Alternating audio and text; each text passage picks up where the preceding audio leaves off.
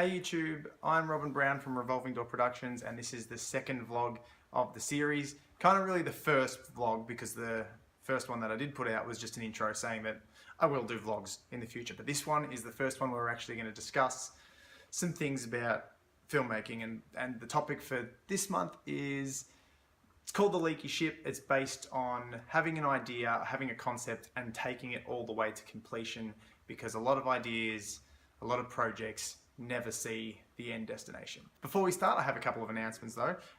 Behind me is the new website, which is kind of cool. I like it. Hopefully you guys do too. If you haven't, go down and check it out. There's a bunch of information about our upcoming projects. We do have a shop, so if you did want to support us in a little bit of a fun way, we can give you this some of the song from The Resurgence. We also have a couple of the propaganda posters that we did use in the film, so if you did want some merchandise, that's there on the shop, and we'll get that out to you, which is pretty awesome. Also, I get a lot of emails from people asking how they can support Revolving Door Productions or help get Resurgence Part 2 being made, and I've always just said please subscribe to our channel and share the video. That really helps us out quite a lot.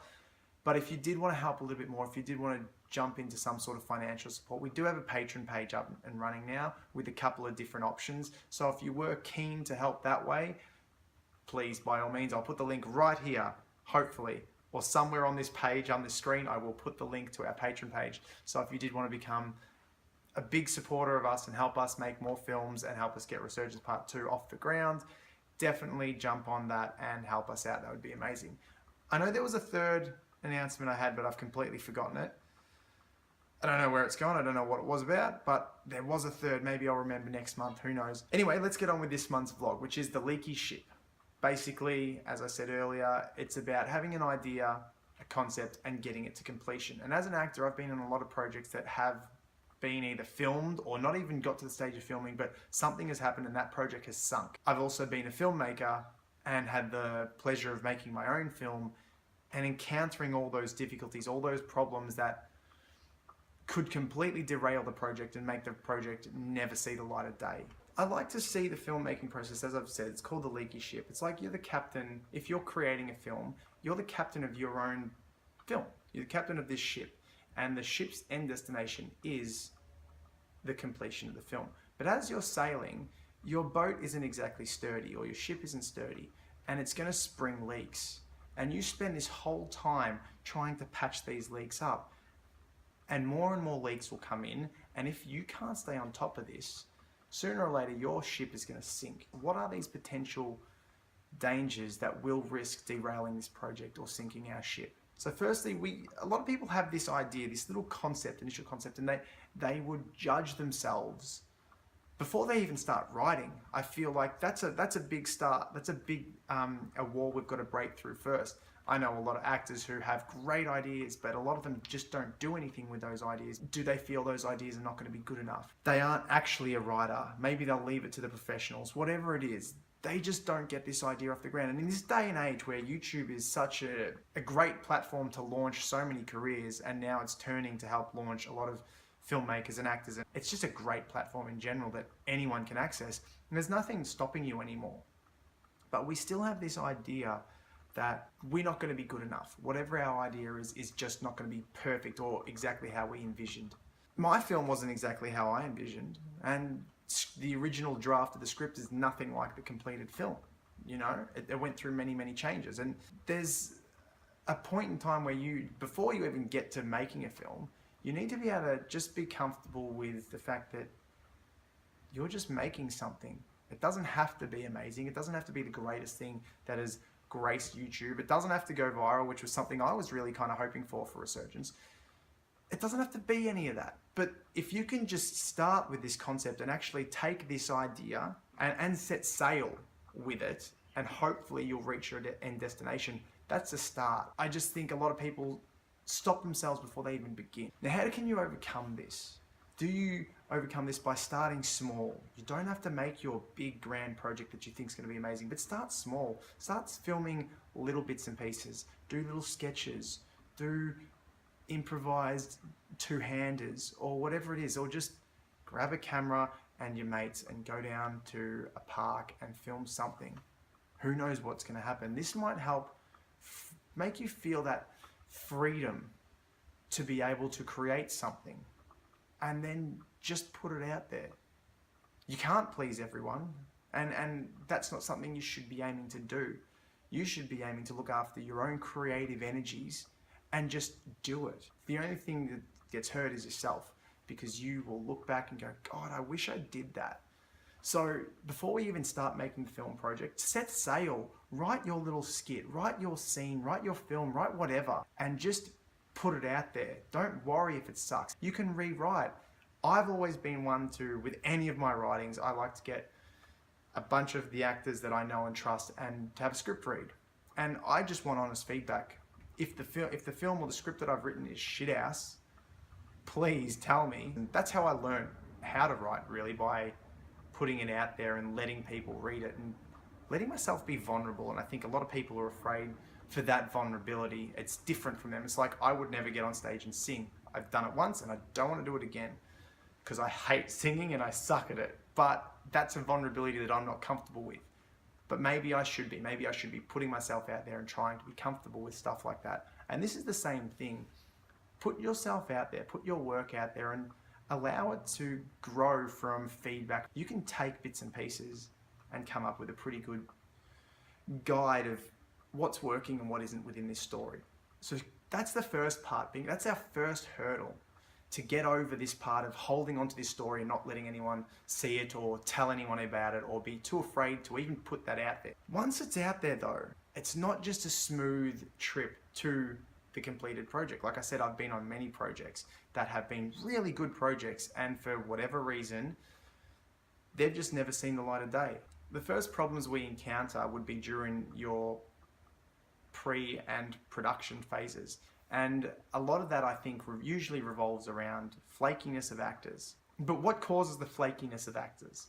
I kind of feel sometimes the flakiness of actors can come from a production schedule. Actors, we do these projects, especially in the early days, for our show reel, to increase our range, to have something else to show casting directors, to hopefully get more work, because we're doing this project for free, and this is an investment of our time that hopefully can lead to some paid work in the future.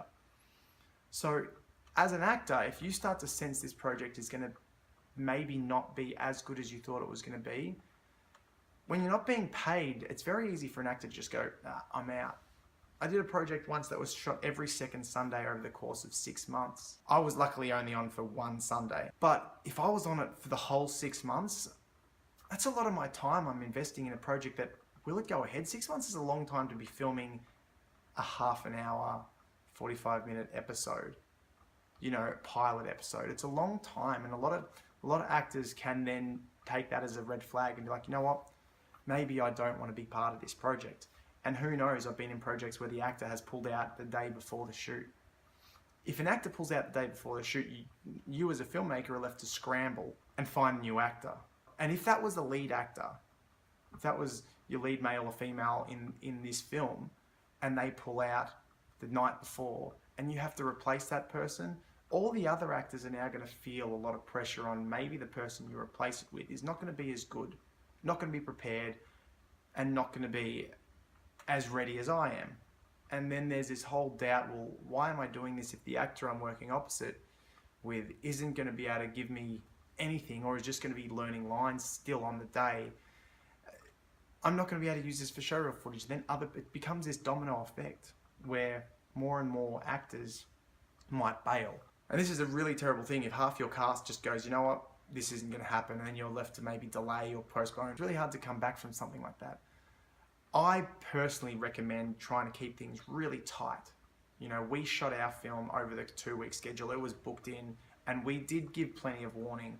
We didn't cast it and then shoot next week. There was a casting process, and then we had a month or two for people to work out their work schedule, and we did have rehearsals at nighttime within that. So filming your film in a tighter schedule within the couple of days back to back, I think is a really good sign to give actors confidence that, yes, I'm committing 2 days of my life, but it's not an ongoing 2-day commitment every fortnight, every week, or whatever it is. It's just these 2 days or these 3 days or these 2 weeks or whatever it is in a large lump sum. Just like, bang, this is it. I have to commit this. If you do have budget, or you can save some money by not going out every Saturday night and maybe put some money towards paying cast and crew, that obviously is going to help make actors believe in this project a lot more, because now they're getting paid. They're not really losing anything. They're not stopping work for no money. They're still getting paid. So that really does help a project if you have the luxury to do that. And I understand that's not something I will always have the luxury to do, and I would love to be able to do that, but I get it, it's really hard to do, to be able to just afford that. So making sure people understand that this is our filming block, this project is going ahead. If you've had previous work, that is also a bonus, because then the actors have confidence that this film will come out. But if you're starting out, make sure you just keep your filming into a nice tight section, 3 days in a row, make it all clumped together and keep that schedule flowing. Because when you spread that schedule out, it puts doubt. And the one thing you need to do when getting to this stage is make sure there is no doubt in your film, and no doubt from the actors, no doubt from the crew. And that's a really big important thing. Once you get to filming though, once you start filming, a lot of that doubt from an actor can be washed away, because we get caught up in this excitement. And a lot of the crew and cast start to go, yeah, this is happening, we're making a film, we're doing it. And it's really exciting in the time. Obviously, you will encounter issues. You will encounter things like, we can't have the camera that day. There's a hiccup with a double booking of a rental. Or in our case, we broke a camera, we had a car accident. All this sort of stuff. We can't use this, that location is no longer available. All these things can come up, and it's quick problem solving that you need to do, and having a backup, which should be done in pre-production.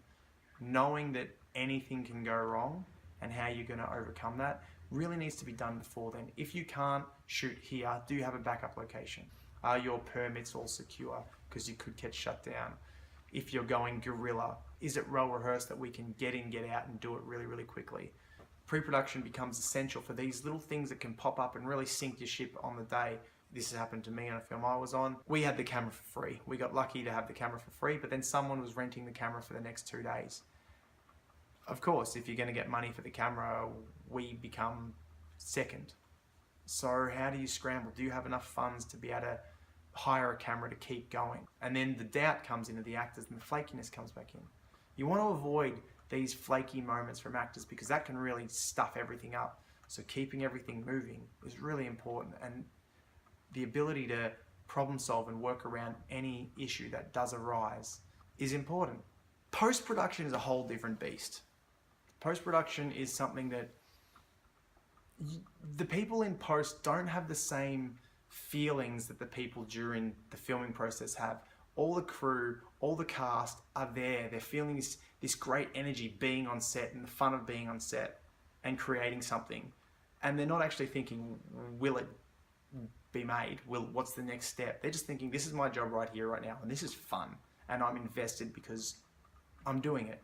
Post-production, you don't have that same sort of investment. So it becomes really difficult to get people to work for you for post-production, because they just don't care like everyone who filmed the film cares. The people in post just aren't as invested as the people in the filming process, because it's just a job to them. They weren't there. That energy is separate. They're behind a computer screen doing the thing themselves. And when people don't care for post-production, you're left with a potential to have a really crappy edit or terrible sound mix. So it becomes this chore, which makes this final leg of your journey to make this film so much longer than it should be. Of course, if you had money, you can just pay your production houses to complete the film, and it'd be easy. They'd do it because they're getting paid, it's their job. But when you either have a limited budget or no budget, what you're working with is this weird balance of, if you were not paying anyone, allowing someone to work at their own pace within their own paid jobs and this free job, which then can just drag out a project and take forever. Or you're left with people who just might not be great at what they do yet. And that's okay, because we're all learning, but it might be something that does hit you a little harder, and you just might not have, you don't have the support anymore, and you've spent so long on this project. For example, you could do a film, send it off to sound, and the people who work on sound really butcher it up, and you get the edit back and you're like, what the hell is that? You've had this film for 3 to 6 months, and this is what I'm getting back. I can't use any of this. And you've invested all this time thinking, finally, I'm done. Once they finish with sound, I don't have to worry about it. And then you get it back, and it's just depressing because it's not what you wanted. You can't use it, and you now have to look for another sound person. And then it becomes, oh God, how long is this going to take? Is it worth my time to keep? Is it worth my stress to make this film happen? And if you've been making a film for a while and now you're dealing with this post-production phase, you've already encountered a lot of difficulties in getting the film up, getting the right cast, making sure it gets filmed. What happens during production?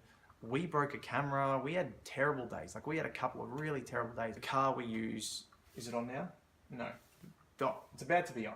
The car that we use after we leave this place right here, on the day of shooting that, the first day of shooting that, we couldn't do anything because it got too late for us, and it was raining, and the footage looked terrible. So we had to do a pickup of that. And the next time we did that, we broke a camera. We were running 3 hours behind schedule. When the guy who came to pick up the car again, once we'd finished with it, he got in a 100k an hour car accident trying to pick up the car. It's like, this sort of stuff happens. And so during the filmmaking process, you're going to encounter these problems that when you get to the post-production process, these problems are just, you don't have that energy. You don't have the support of everyone going, no, we can still do it. We can still do it.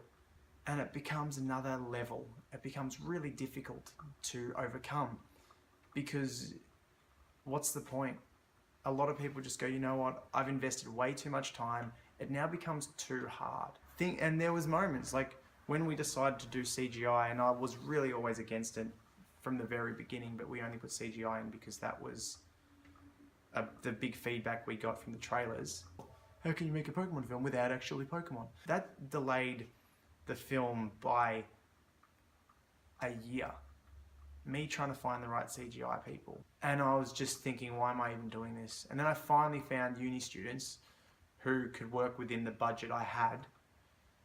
But then they didn't want to work because they had other assignments to do. This was my issue. It's like they had the film good to go. They knew exactly what to do for 5 months. And I was just waiting.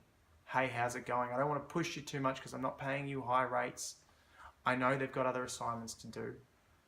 And it just really just knocks you for six, and you just can't be bothered dealing with it. I remember when they finally did it, and I contacted the editor and DOP Matt. I was like, hey man, we're good to go. I've got the stuff.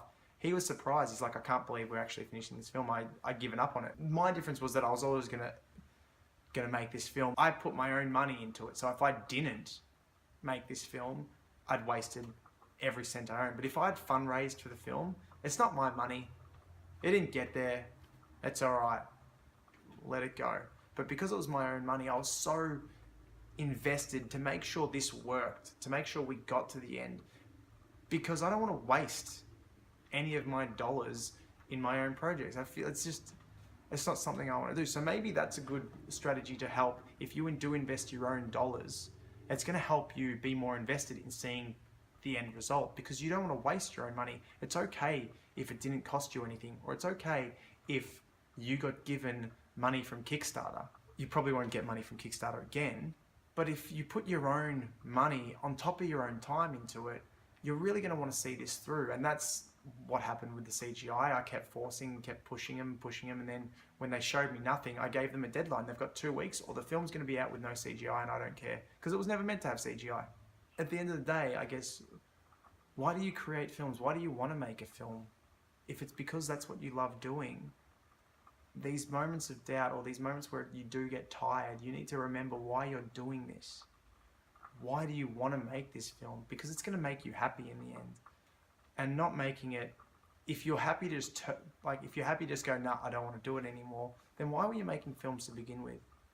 Find another career if that was the case. Anyway, I think I've rambled. I'm going to try and cut this into some sort of tangible edit. We'll see. But I'd love to hear your comments. I'd love to hear what's gone wrong on your film sets and how you overcame them. The stuff that's happened on mine isn't the worst stuff that's happened on film sets. I'm sure there's been a lot worse, and I'd love to hear them. So please comment below. Also, don't forget to subscribe to our channel, like our videos, share our videos, and everything else. Thank you, and I'll be back for next month's vlog. See you guys.